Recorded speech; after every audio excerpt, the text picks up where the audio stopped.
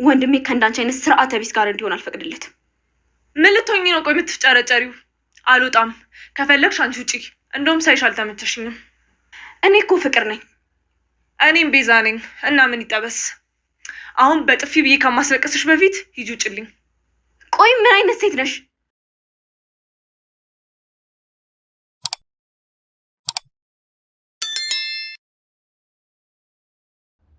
ዛሬ ቤዛ ወደ እነ ዴቭ ቤት መታለች።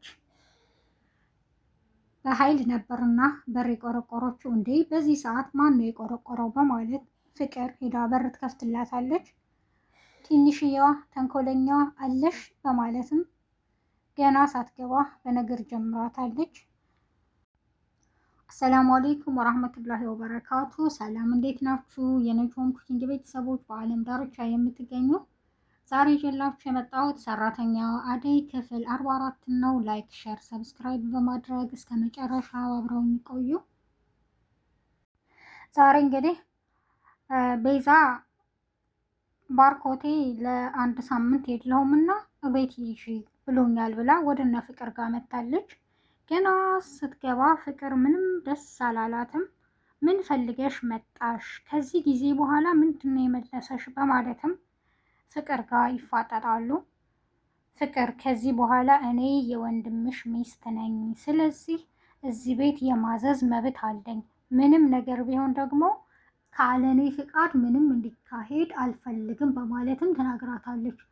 ዛሬ ፍቅር አለቃ አግኝታለች። ያው እኔ አለቃ ነኝ በማለት ቤቱን ሁሉ እሷ ነበረች እና የምታምሰው። አዎ የእሷ ጀግንነት አደይና ለምለም ላይ ነበረ። አሁን በቃ ቤዛ መታባታለች እና በቃ በጣም ግራ አገብታቸዋለች። ክላሷ ወሰደቻት። አደይ ነይ ላሳይሽ በማለት ፍቅር ተከትላት ትገባለች። አንቺ ከዚህ ጊዜ በኋላ ምን ፈልገሽ ነው የመጣሽው? ትላታለች። አጋጣሚ ሆኖ ደግሞ ቤዛ ከባርኮት ጋር ስልክ እያወራች ነበረ። በጣም እያስመሰለች ማለት ነው። ባርኮት አታስብ፣ የእህትን ነገር በእኔ ላይ ጣለው፣ ችግር የለውም በማለት ነበር የደረሰችው እና ፍቅር በጣም ትናደዳለች። ከዚህ ጊዜ በኋላ ምን ልታደርጊ ነው የመጣሽው? እውነት ወንድሜን ትወጂዋለሽ? ትላታለች። ምንም ነገር እንድትናገሪ አልፈቅድልሽም፣ ቀጥ ብለሽ ክፍሌ ለቀሽ ውጪ ትላታለች። እንደዚህ ነው ስርዓት የተማርሽው? እናትሽ እንደዚህ ነው ያሳደገችሽን? በማለት ትናገራታለች። አንቺ ስለኔ እናት ምንም መናገር አችኝ በማለት ፍቅርም በጣም ትናደዳለች። ለምለምም በጣም ስለገረማት እኔ የምልሽ ከዚህ ጊዜ በኋላ ለምንድን ነው ተመልሰሽ የመጣሽው? በማለት ቤዛን ትጠይቃታለች። በቃ ምንም የሚመለከታችሁ ጉዳይ የለም ትላለች። ፍቅርንም ከአንቺ በላይ ወንድምሽ እኔን ያምነኛል፣ ስለዚህ ምንም ነገር መናገር አትችይም ትላታለች። ግን አይከብድሽም ገና ወንድሜ ሳያገባሽ ሚስት ማለቱ፣ እንደገና ደግሞ ወደ ቤት መምጣትሽ ትላታለች። እኔ አንቺን ወንድሜ ሲያገባ ቁሜ ያለሁ ቁሜ አላይም ትላታለች። ቤዛም አይ ችግር የለውም ቁጭ ብለሽ ታያለሽ በማለት ታፌዝባታለች። ፍቅር ከዚህ በፊት ቤዛን የምታውቃት ወይም በቃ የሆነ የምትጠረጥራት ነገር ስላለ አሁንም በቃ አሁንም ወንድሜን ወዳ አይደለም የመጣችው፣ ነገሮች ሁሉ አጣርቼ እደርስበታለሁ ትላለች። ሊዲያም እኔ እዚህ ቤት መቀመጥ አልፈልግም በቃ በማለት ማታ ጓዟን ጠቅላ ወደ ኤላ ቤት ትሄዳለች። ኤላም ሲያት እንደ ሊዲያ በዚህ ሰዓት ምን ሆነሽ ነው የመጣሽው? በሰላም ነው ይላታል። እባክህ እዛ መሆን አልፈልግም ቤዛ መታለች በማለትም ትነግረዋለች። እና እሺ ችግር የለውም ይላታል። ጠዋት ይቀሰቅሳትና ማታ ጨለማ ስለሆነ ከቤት ሂጂልኝ አላልኩሽም? አሁን ግን ከዚህ ቤት እንድትሄጂልኝ በማለት ይጠይቃታል። ሊዲያም ለምንድን ነው እንድሄድ እንትን የምትለው የምጠይቀኝ? አልሄድም በማለት እየተከራከሩ ድንገት ለምለም ትመጣለች። ለምለምም አብረው ሆነው ስታያቸው በጣም ትደነግጣለች። አሁንም ኤላ ይጮኋል ሊዲያ ላይ ይህን ቤት ለቀሽልኝ ውጪ ይላታል። ሊዲያም ምንድን ነው እናንተ ቀልድ አታውቁም በማለት ተነስታ ትታቸው ትሄዳለች። ለምለምም የኤላ ምግብ ሁሉን ካበሰለች በኋላ ልሄድ ነው ትለዋለች። አይ ትንሽ ቁጭ ብለን ብናወራ ደስ ይለኛል። እስከ መቼ እንደዚህ አይነት ህይወት መቀጠል አልፈልግም፣ ልብ የሚያንጠለጥል ነገር በማለትም ተናግረዋለች። ቤዛም እንዴ በቃ የኤላ ቤት የት ነው? የድሮ ጓደኛዬ ነው፣ ሰላም ማለት ፈልጋለሁ እያለች